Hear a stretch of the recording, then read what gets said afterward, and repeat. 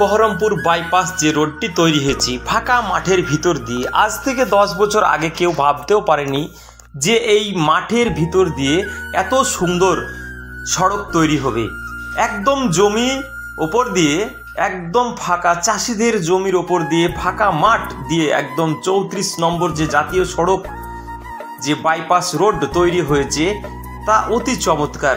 এই বাইপাস রোডটি বহরমপুরকে সম্পূর্ণ যানজট মুক্ত করেছে। এই বাইপাস রোডের মাধ্যমে বহরমপুরে যে গঙ্গার নতুন ব্রিজটি তৈরি হয়েছে, সামনে গিয়ে আপনাদের এই গঙ্গার ব্রিজটি দেখানো হবে। পুরো ভিডিওটি দেখার জন্য আপনাদের সকল শ্রোতা বন্ধুদেরকে অসংখ্য ধন্যবাদ। চলুন আমরা সামনে গিয়ে গঙ্গার যে নতুন ব্রিজটি তৈরি হয়েছে সেই ব্রিজটি আপনাদেরকে সকলকে একটু ভালো করে দেখানোর চেষ্টা করছি। আমরা আজকে অনেকজন মিলে গঙ্গার ব্রিজটির পুরোপুরি কাজ সম্পূর্ণ না হলেও কিন্তু ব্রিজের ওপরকার কাজ পুরোপুরি সম্পূর্ণ হয়ে গেছে এবং 4 লাইন ছেড়ে দেওয়া হয়েছে। গঙ্গার ব্রিজের কাজ অতি দ্রুত গতিবেগে কাজগুলো সম্পূর্ণ হয়েছে। এখন কাজ বাকি আছে নিচের অংশে গার্ডওয়ালের। গঙ্গার যে সাইডে যে গার্ডওয়ালটি দেওয়া হচ্ছে, ব্রিজ থেকে অনেক দূরত্ব নিয়ে গার্ডওয়ালটি তৈরি করা হচ্ছে, সেই গার্ডওয়ালে এখন ঢালাই কাজ চলছে। গঙ্গার ব্রিজের ওপর থেকে আপনার যে গঙ্গার যে মানচিত্র দেখা যাচ্ছে খুব সুন্দর এবং চারিদিকে ঘর বাড়িগুলো দেখতে অতি চমৎকার লাগছে। আজকের আবহাওয়া অত ভালো না থাকার কারণে আপনাদেরকে যে ভিডিওটি দেখানো হচ্ছে কুয়াশাচ্ছন্ন থাকার কারণে পরিষ্কার পরিচ্ছন্ন হচ্ছে না।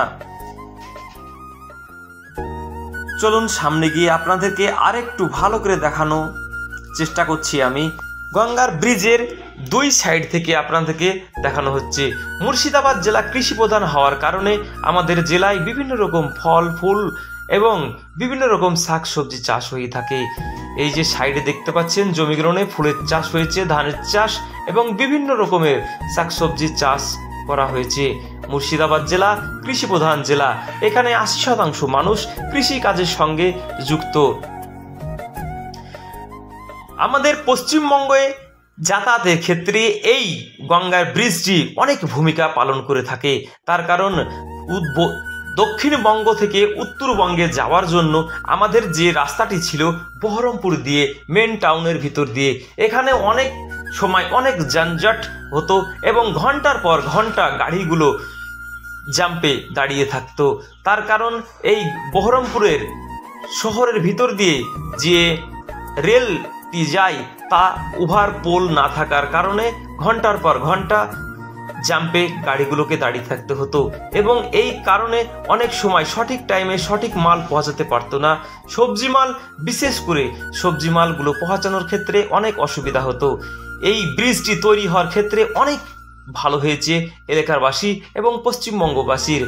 যে দেখতে পাচ্ছেন গঙ্গার ব্রিজের প্লারগুলো হেভি প্লার, যা এত সুন্দরভাবে তৈরি করা হয়েছে এবং প্লারের মাথায়, প্রত্যেকটা প্লারের মাথায় আপনারা স্প্রিং দেখতে পাবেন। একটু খেয়াল করে দেখতে পাবেন যে প্লারের মাথায় স্প্রিং বসানো হয়েছে এবং এই গঙ্গার ব্রিজটি সব সময় অনবরত হিলতে আছে।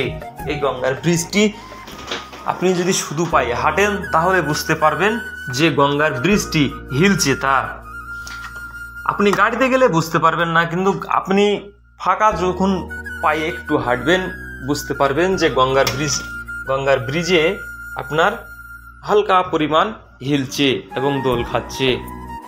ব্রিজের যে মিডিল অংশে একটু ফাঁকা রাখা হয়েছে, ওই গ্যাপ থেকে দেখা যাচ্ছে নিচের অংশ অনেক গভীরতা মনে হচ্ছে। তার কারণ গঙ্গার ব্রিজটি অনেক উচ্চ সম্পন্ন তৈরি করা হয়েছে। এই গঙ্গার ব্রিজটি পশ্চিমবঙ্গবাসীর দীর্ঘদিনের প্রতীক্ষা পর এই গঙ্গার ব্রিজটি হওয়ার ক্ষেত্রে 34 নম্বর জাতীয় সড়কে যে যানবাহন চলাফেরা করত তা এখন অতি কম সময়ে উত্তরবঙ্গ থেকে দক্ষিণবঙ্গ, দক্ষিণবঙ্গ থেকে উত্তরবঙ্গে যাতায়াত সম্ভব। মুর্শিদাবাদবাসীর কাছে এই ব্রিজটি গৌরবময় ব্রিজ হিসাবে পরিচিত থাকবে আজীবন। পশ্চিমবঙ্গ সরকার ও কেন্দ্র সরকারের উদ্যোগে এই ব্রিজটি তৈরি হয়েছে। এই ব্রিজ দেখার জন্য বিভিন্ন দূর দূরান্ত থেকে মানুষ যেমন আসে, আমাদের মুর্শিদাবাদ জেলারও বাসী বিভিন্ন এলাকা থেকে এই ব্রিজটি দেখতে আসছে, সেই মোতাবেক আমরাও গিয়েছিলাম এই ব্রিজটি দেখার জন্য। সেই ব্রিজ পরিপূর্ণভাবে দেখার পর আমরা আবার রওনা দিলাম আমাদের বাড়ি সোজা। ব্রিজের সাইড দিয়ে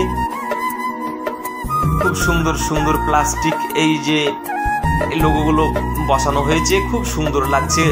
সন্ধ্যের টাইমে এখানে লাইট যখন পড়ে খুব সুন্দর লাগে।